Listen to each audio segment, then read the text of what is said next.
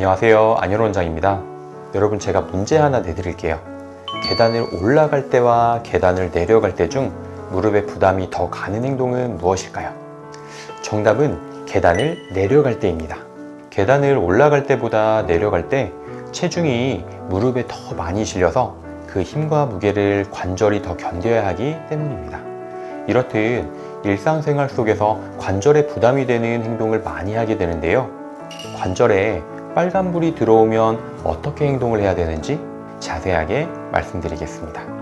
관절은 하루에도 수천 번 이상을 움직이는 부위입니다. 그렇다 보니 관절이 아프게 되면 움직임이 불편해져서 그만큼 일상생활에도 문제가 많이 생기게 됩니다. 무릎 관절염, 어깨 오십견, 테니스 엘보 등 다양한 관절 질환을 치료하기 위해서는 먼저 통증의 원인을 파악해야 합니다.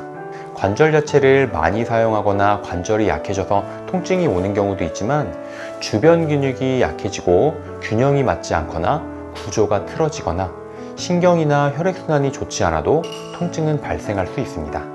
엑스레이와 초음파 등 정밀 검사를 통해 원인 부위를 파악했다면 그 원인 해결을 위해 근본적인 치료를 받는 게 중요합니다. 많은 환자분들께서 통증이 있을 때 진통제나 스테로이드 같은 주사를 맞으시면서 버티기도 하시는데요.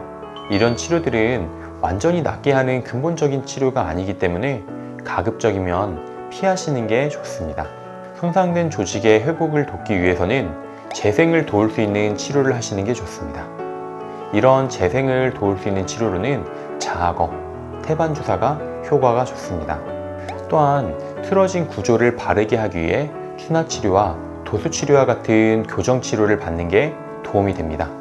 단순히 아픈 부위만을 치료하기보다는 주변의 근육이나 인대, 신경주행과 혈액순환까지 고려한 치료를 받으시는 게 도움이 됩니다.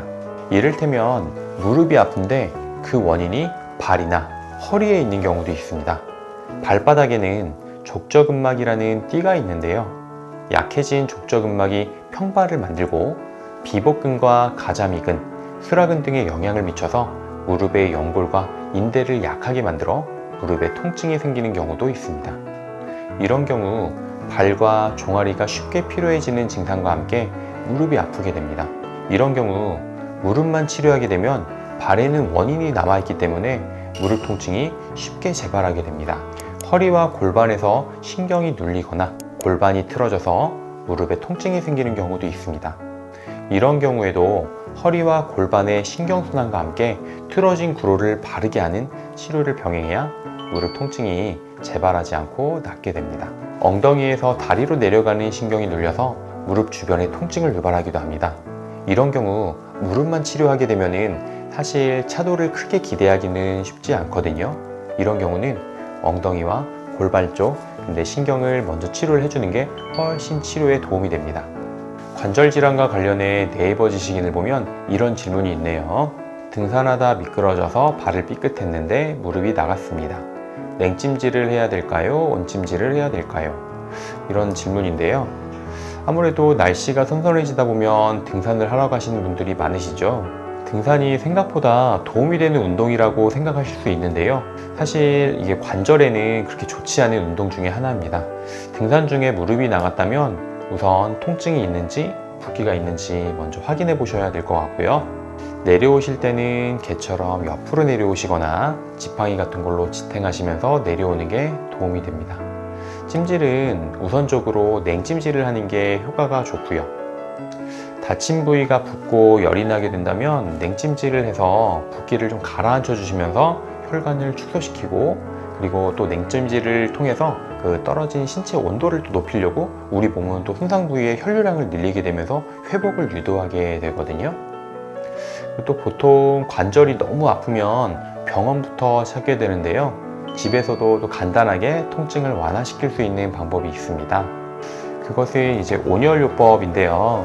관절 통증이 있을 때 따뜻한 찜질을 해주면 혈액순환이 촉진되어서 근육 이완과 통증 완화에도 도움이 됩니다. 하루에 한두 번 정도 20분 정도의 따뜻한 치료를 권장하지만 너무 뜨겁지 않게 적당한 온도로 해주시는 게 좋습니다. 가벼운 스트레칭과 운동도 있는데요. 관절을 무리하게 쓰기보다는 가벼운 스트레칭을 해주시는 게 관절 주변 근육을 이완시켜서 통증을 완화하고 관절 건강에 도움을 줍니다. 특히 무릎 관절의 경우에는 가벼운 걷기나 허벅지 근육 강화 운동을 병행하면 좋습니다.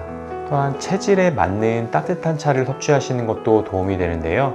한의학에서는 체내 기혈순환을 도와주는 생강차나 계피차, 관절을 보강하는 우슬차와 모가차를 드시는 것도 좋습니다. 몸을 따뜻하게 하여 관절의 기혈순환을 잘 시켜서 관절 통증을 줄여주고 염증 개선에도 도움을 줄 수 있습니다. 식이 관리도 도움이 되는데요. 자극적이거나 기름진 음식, 이런 것들은 염증을 악화시키기 때문에 피하는 것이 좋고요. 신선한 채소, 과일, 견과류 등 염증 완화에 도움을 주는 음식을 섭취하는 것이 좋습니다. 적절한 휴식도 있습니다.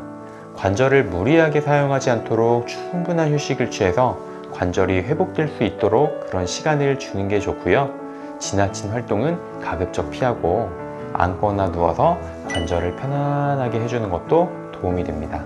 여러 가지 이런 자가관리법이 있지만 증상이 지속되거나 악화될 경우는 병원 진료를 통해서 전문의의 치료를 받으시는 게 좋습니다. 지금까지 한의사 안현호 원장이었습니다. 감사합니다.